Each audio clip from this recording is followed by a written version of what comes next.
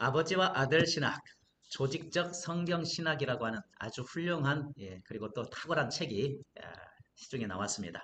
총 6권으로 되어 있는데 세영 출판사에서 출판이 되었어요. 여기 보이십니까?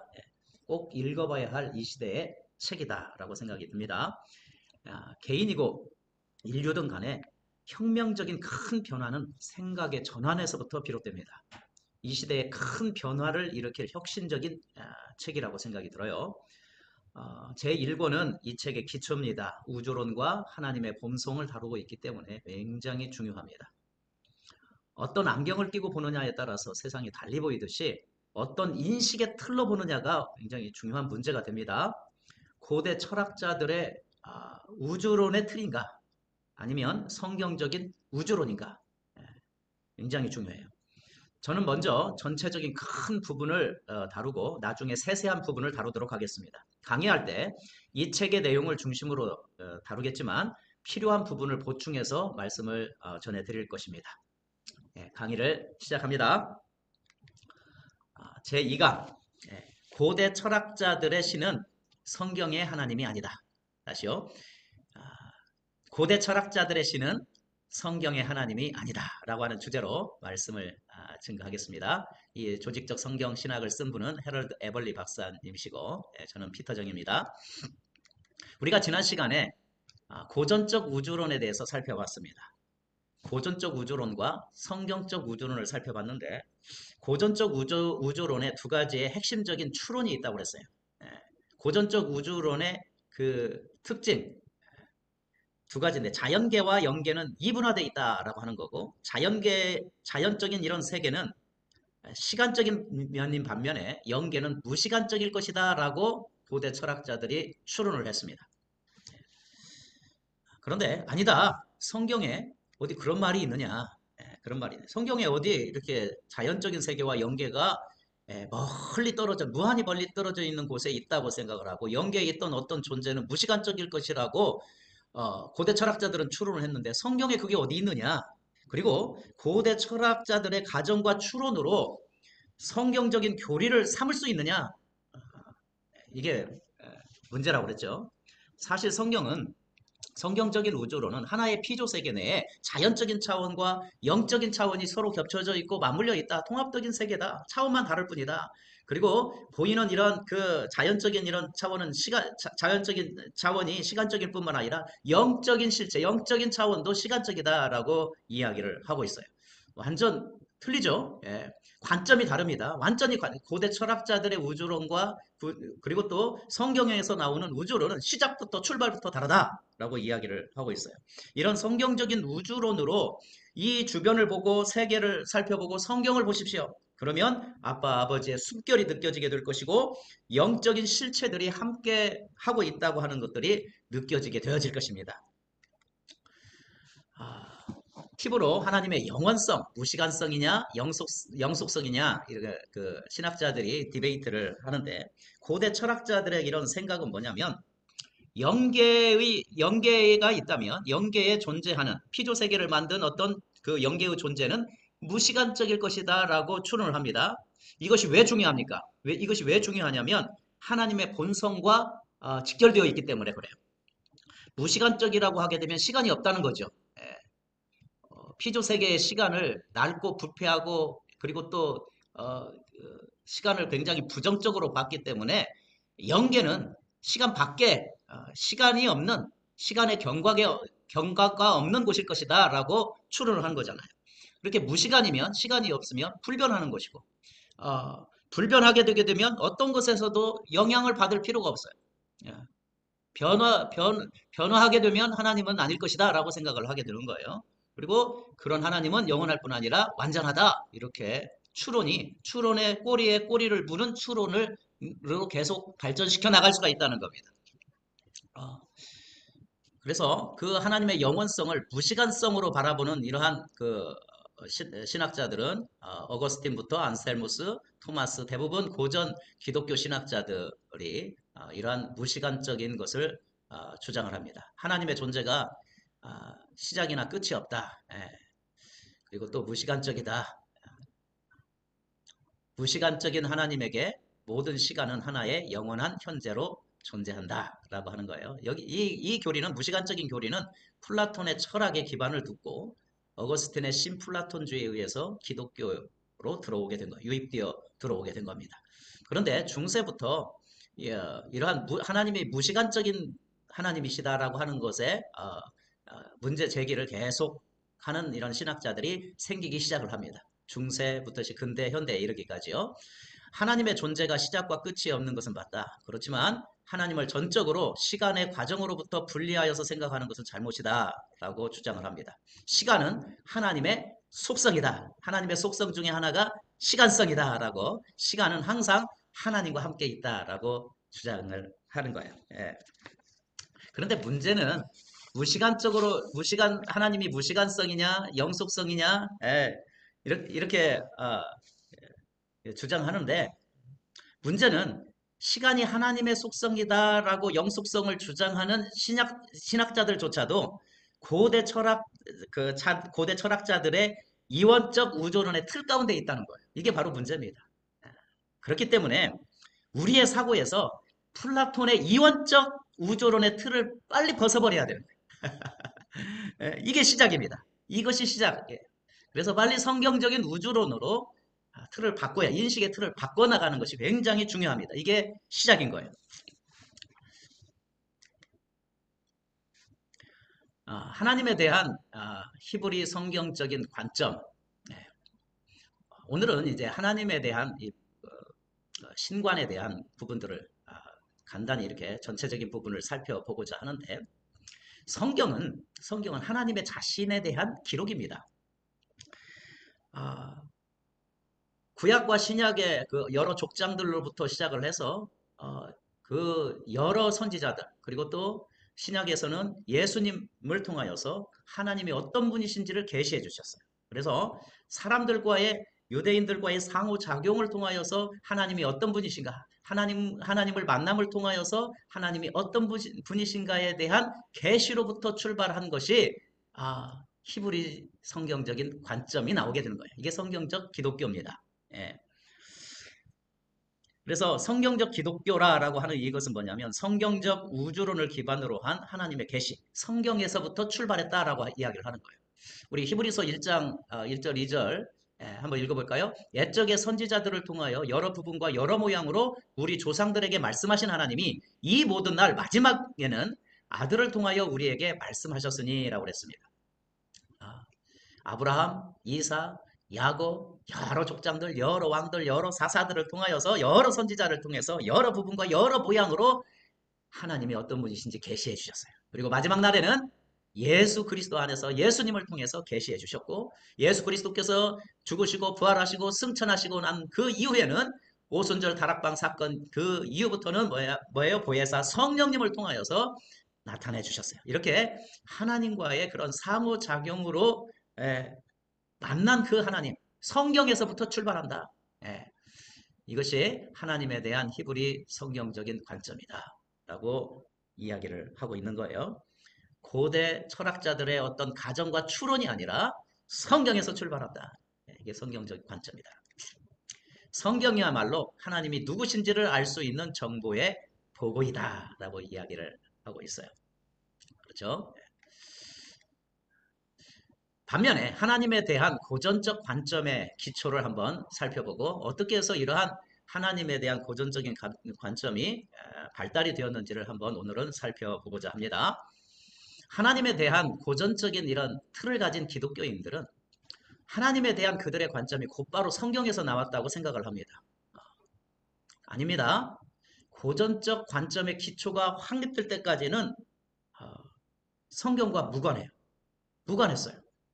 이미 고전적 우주론, 고전적인 신관이 확립하고 난 후에, 그 후에 기독교 신학자들이 성경을 가지고 거기에다가 덧입힌 거예요. 신에 대한 고전적인 관점의 틀은 성경이 아니라 고대 철학자들의 머릿속에서 나왔다. 히브리 유대적인 이러한 사고는 하나님을 만난 하나님의 계시에서부터 출발을 하는데, 고대 철학자들은 뭐냐면 성경과는 독립되어 있어요. 성경을 몰랐어요. 성경과는 따로 떨어진 성경이 아니라 그들의 사색, 그들의 머릿속에서부터 나왔다. 신에 대한 관념이. 그래서 하나님에 대한 고전적인 관점이 어떻게 발전하였는가 우리 한번 살펴보도록 하겠습니다. 고대 부족의 대부분이 가진 이러한 우주론의 그 기초는 뭐냐면 정말 간단했습니다. 하늘이 있고 땅이 있는 거예요. 예.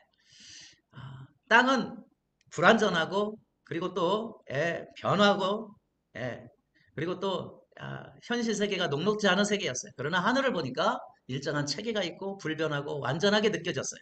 예, 이게 고대인들의 우주관입니다. 굉장히 단순하죠. 하늘의 영역이 있고 땅의 영역이 있다는 거예요. 땅의 영역은 변하고 불완전하고 가혹한 현실이고요. 해, 달, 별, 하늘 영역에 보니까 그건 변하지 아니하고 완전해 보인 거예요. 그래서 고대인들은 여러 다양한 신들을 믿기 시작을 한 겁니다. 그런데 고대 철학자들의 사색에서 그 다신론이 일신론으로 바뀌어지는 거예요. 예, 거기에 중추적인 인물이 플라톤입니다. 예, 플라톤은 자연계와 영계로 이분화된 이런 세계관을 가지고 있고요. 생각과 이상의 세계, 이데아의 세계죠.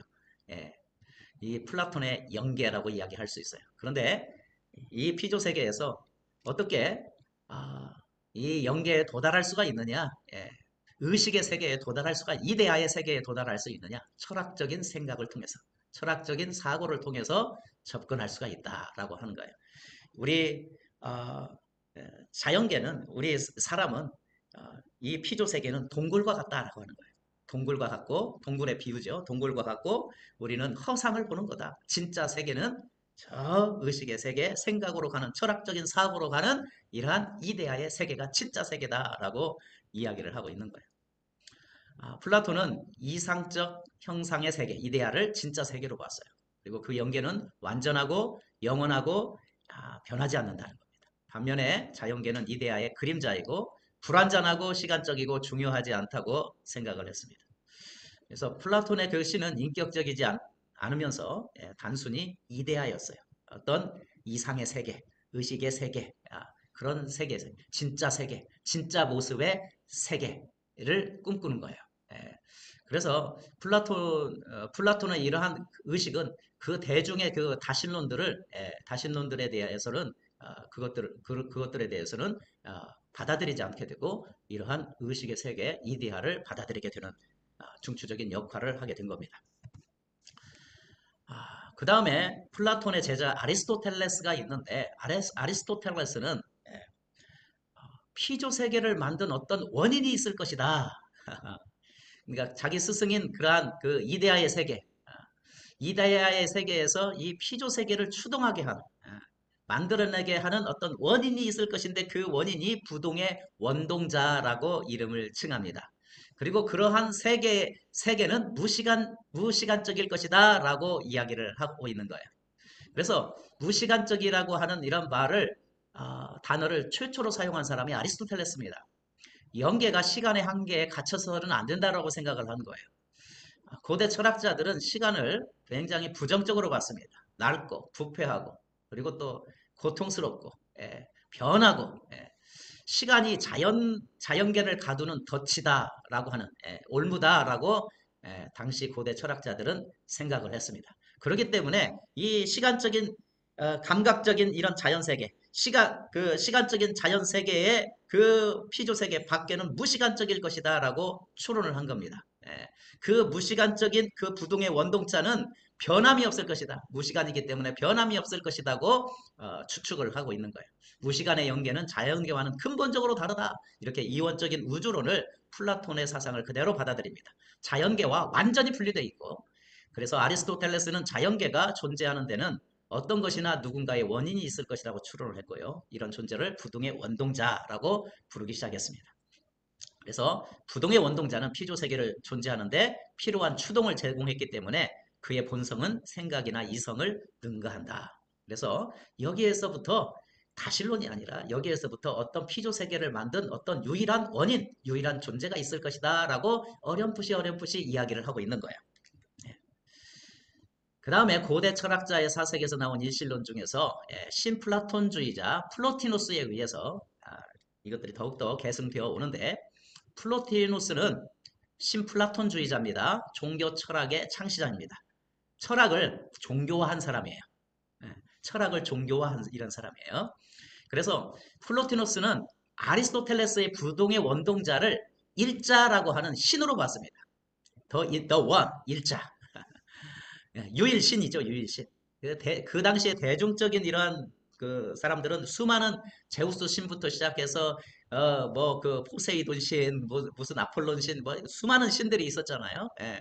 그런 신에서 이 피조 세계를 만든 그 부동의 원동자가 곧 The One이라고 하는 유일신이다. 유일신이다. 그 유일신에게 있어서 일자에게 있어서 본성이 발산한다라고 하는 거예요. 예, 속성이 발산된다. 그런데 이 플로티노스는 이 속성은 신성한 단순성 해가지고 신은 여러 하위 부분으로 쪼개질 수 없다라고 유일한 분인데 예, 유일한 분인데 어, 유일한 이런 단수성만 가지고 있는 것이 아니라 단순성도 가지고 있다. 본체와 속성이 분리될 수가 없다. 그리고 속성들은 구별되지만 여러 가지 혼합되어지질 않는다. 이러한 단순성을 이야기를 해요. 예. 부분으로 쪼개질 수가 없다는 거예요. 또 하나는 초월성을 이야기합니다. 신의 초월성. 물질적인 우주와 완전히 독립된 채로 떨어져 있다. 이게 신의 초월성입니다. 예. 단순성이나 초월성은 후대에 기독교 신학자들에 의해서 정의들이 많이 바뀌어져요. 예. 원래 이 단어들을 플로티누스가 사용을 했는데 원래 단순성이나 초월성에 대한 이런 고전적인 우주론, 고전적인 이런 그래서 철학자들의 이 정의대로 하자면 이 초월성은 뭐냐면 물질적인 우주와 완전히 독립된 채 떨어져 있다. 단순성은 유일한 분이시자 그리고 또 부분으로 쪼개질 수 없다. 이렇게 정의를 내리고 있는 거예요. 플로티누스가. 그런데 이제 후대 신학자들에 의해서는 정의들이 더욱더 포괄적이고 정의들이 막 바뀌어지기 시작하는 거예요. 고대 철학자들의 이러한 그 용어들을 사용을 하고자 하니까 더 정의를 막 바꿔가지고 성경과 살펴봤을 때 잘 안 맞지 않는 부분들이 있게 되게 되면 정의를 막 바꿔요. 그 다음에 또 플로티노스는 절대 타자라는 말을 사용을 하는데 존재하는 모든 것은 신과 완전히 다르다는 거예요. 더 일자와 완전히 다르다는 거예요. 예, 이게 절대 타자입니다. 초월성, 물질적인 우주와 완전히 독립된 채 무한히 떨어져 있고 완전히 피조 세계와 다르다. 그리고 또 그 더 일자, 그 신은 존재하는 모든 것과 완전히 다르다라고 이야기를 하고 있는 거예요. 그리고 그 신은 인간의 영역 밖의 지식을 넘어서 이해할 수 없고 알 수 없는 신이다. 불가해, 불가지 이렇게 나오는 거예요. 예, 여기에서 다 이런 용어가 플로티누스에서 나왔습니다. 예, 성경에 하나님을 이스라엘의 하나님을 이렇게 가르칩니까? 하나님의 형상대로 지음을 받았다. 예, 우리의 모양대로 우리의 형상대로 만들자라고 했죠. 예, 전혀 다르죠. 전혀 다릅니다. 고대 그리스 철학에서 발달한 신개념의 역사를 살펴보게 되게 되면 고대인들은 하늘과 그 우주로는 하늘과 땅 굉장히 단순했습니다. 플라톤에 의해서 영계와 자연계는 무한히 떨어져 있는 이원적 세계관 가운데 있고 그리고 또 아리스토텔레스에 의해서는 부동의 원동자에 의해서 피조 세계가 만들어졌다라고 이야기하고 플로티노스는 그 부동의 원동자를 종교화한 겁니다. 더 원이라고 하는 그게 바로 신이다. 라고 그래서 그 신에게서 태양빛처럼 속성을 발산한다. 라고 이야기를 하고 있어요. 이렇게 해서 그 당시에 고대의 그리스 로마 이 세계에서 대중적인 다신론에서 일신론으로 유일신으로 바뀌어져 가는 거예요. 철학자들의 사색으로 인해서 신에 대한 이해를 계속해서 발전시킨 겁니다. 그들의 지성을 사용해서 그들의 논리를 사용해서 추론의 추론을 논리적으로 추론하는 거예요. 그래서 계속해서 신에 대한 이해를 발전시키는 겁니다. 문제는 뭐냐면 히브리 성경적인 하나님의 개념과 독립적으로 발달됐다는 거예요.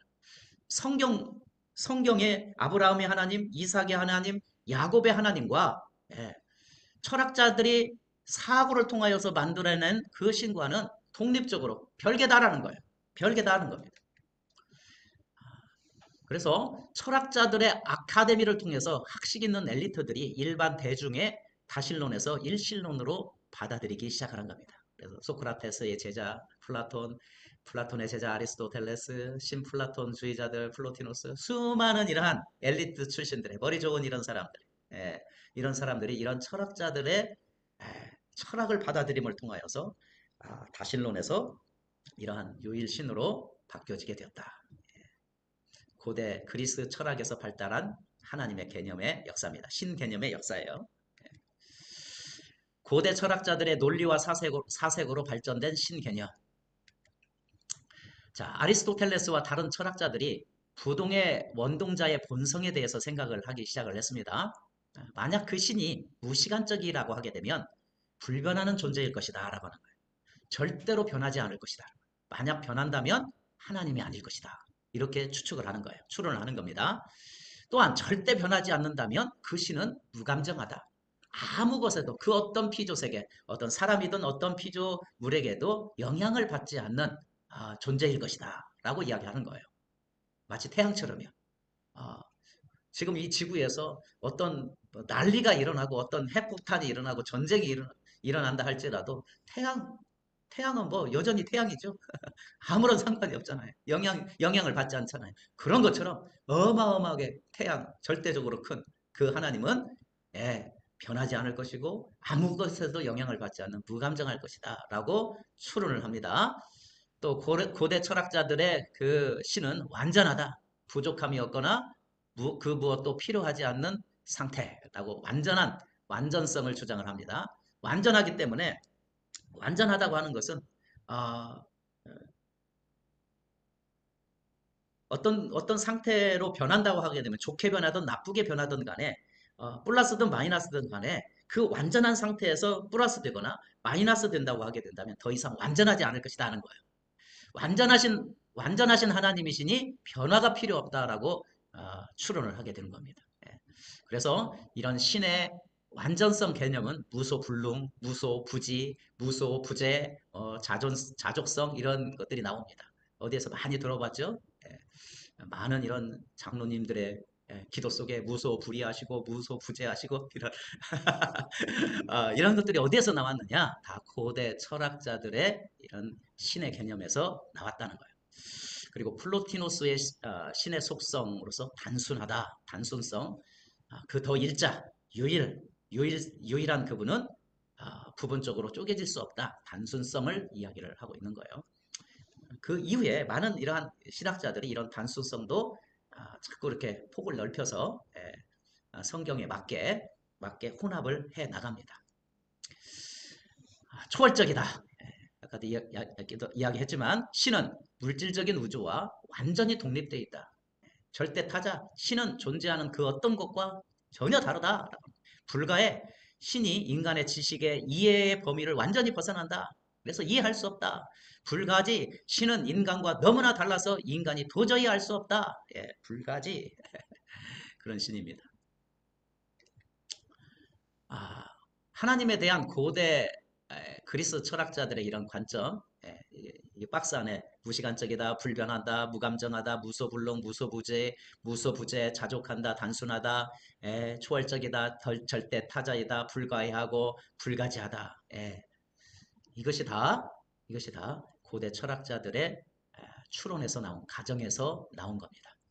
1세기에 많은 이런 지식인들이 그들이 가진 다신론을 버리고 철학자들이 생각해낸 무시간적이며 완전한 신, 무소불능, 무소부지, 무소부재한 이런 전능한 신으로 받아들이게 됐어요. 그러나 문제가 있어요. 고대 우주론, 고전적 신론이 확립되고 난 후에 서양 기독 신학자들이 성경에 나와 있는 하나님을 그 틀 속에 집어넣어 버렸어요. 혼합을 시켰어요. 이 혼합된 과정은 다음 시간에 이야기를 하겠습니다. 예수님 탄생 이후에 3세기 동안 엄청난 문화 교류가 있었는데 이때가 고대 그리스 철학자들의 신의 개념이 초기 기독교 사상과 혼합된 시기였습니다. 많은 현대 기독교인들은 그들이 가진 하나님에 대한 개념이 오직 성경에서 나왔다고 믿고 싶어 합니다. 그렇지만 불편한 진실이 바로 이거예요. 오늘날 서양 기독교인들이 믿고 있는 신이 히브리 성경적인 하나님과 고대 그리스 철학의 신의 개념이 혼합된 것이다. 라고 한다면 정말 이것을 알게 된다면 깜짝 놀랄 것입니다. 예, 정말 중요한 이 문제는 뭐냐면 중요한 문제는 고대 철학자들의 신이 이스라엘의 하나님이 아니다는 거예요.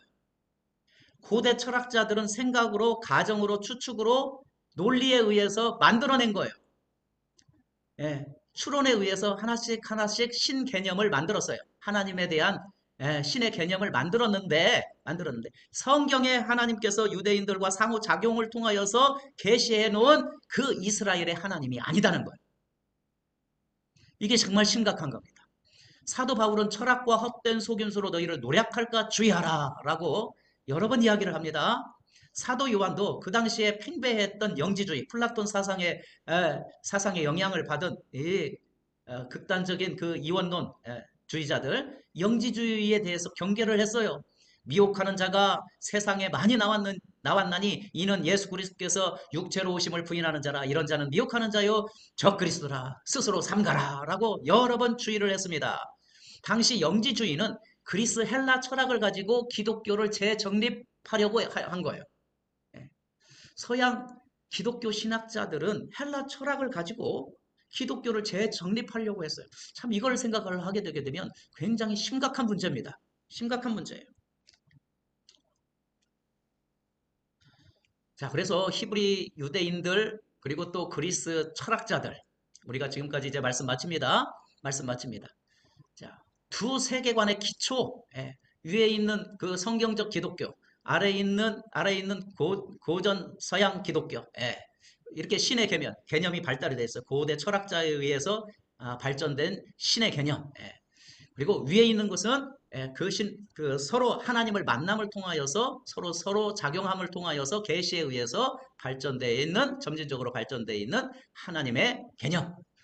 그리고 그 아래 고대 철학자들의 사색에서 나온 이런 개념, 신의 개념 전혀 다르다. 두 세계관의 기초는 전혀 다르다는 거예요. 위에는 성경에서 기초를 했고요. 아래는 철학자들의 지적인 사색을 통해서 어, 발전이 된 겁니다. 발전이 된 거예요. 또 하나님에 대한 정보의 근거가 어디 있느냐? 성경의 계시입니다. 하나님과 만남을 통해서 기록된 계시. 그게 하나님에 대한 정보의 근거고 아래는 뭐예요? 가정에 의한 논리적인 추론입니다. 논리적인 추론이에요. 그래서 이 고대 철학, 고전적 우주론부터 시작한 고전적인 신론은 철학의 가정에 의존한 사색을 한 겁니다. 추론에 의한 사색을 한 거예요. 고전적 우주론에 입각한 가정과 추론에 의한 신에 대한 교리를 확립한 겁니다. 예. 고대 철학자들에 의해서 만들어진 신이에요. 이런 신은 이스라엘 하나님, 성경의 하나님의 신이 아니에요. 아브라함, 이삭, 야곱의 신이 아니에요. 예. 순수하게 고대 철학자들의 머릿속에서 나온 신이에요. 만들어진 신입니다. 이것이 이미 확립이 됐어요.